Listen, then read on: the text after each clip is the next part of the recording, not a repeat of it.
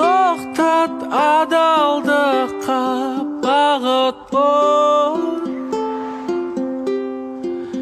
сынама сен айналаңды, өзіңді көр. Бол, мейірімді бол, қолыңды сос бейбіт өмір сүріп көр. Мен спорт саласында жеткен жетістіктеріме, жарыс кезінде әрдайым қолдаған ата-анама, ұстаздарыма, бапкерлеріме мың алғыс айтамын. Біздің қолымыз жетпейтін нәрсенің бәрі, менің ойымша, қолда барға алғыс айтпағаннан болады.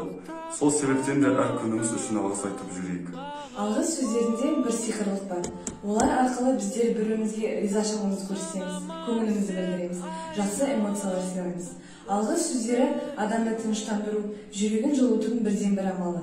Бастысы алғысыңыз жүректен шығу керек. Алғыс айтуға қорыққан, үлгермеген, ұялған жандарыңыз болса, бүгін айтасыздар деген үміттемін. Мен де алғыс айтуға асығамын. Айтпақшы, рахмет мені тыңдап көріп отырғандарыңызға.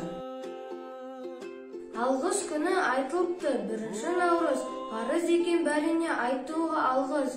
Өмір берген, жан берген, қуат берген, Аллахым, мың айтамын мен шексіз алғыс. Дос дегенің бауырың осырласын, қиналғанда сырыңдай тармыңдасын, шын достыққа сен келмейді ештеңе, алғыс айтып достық жыры жырласын. Күндіз түні еркелеткен күнім деп, әрқашанда мейірімін төккен күлім деп, ақ жаулығы желбіреген апатай мың алғысын айтады күнін кеп. Немере ыстық екен баласынан, аташым артықсың сен бар асылдан, алғысы бір өзінен жаудырамын.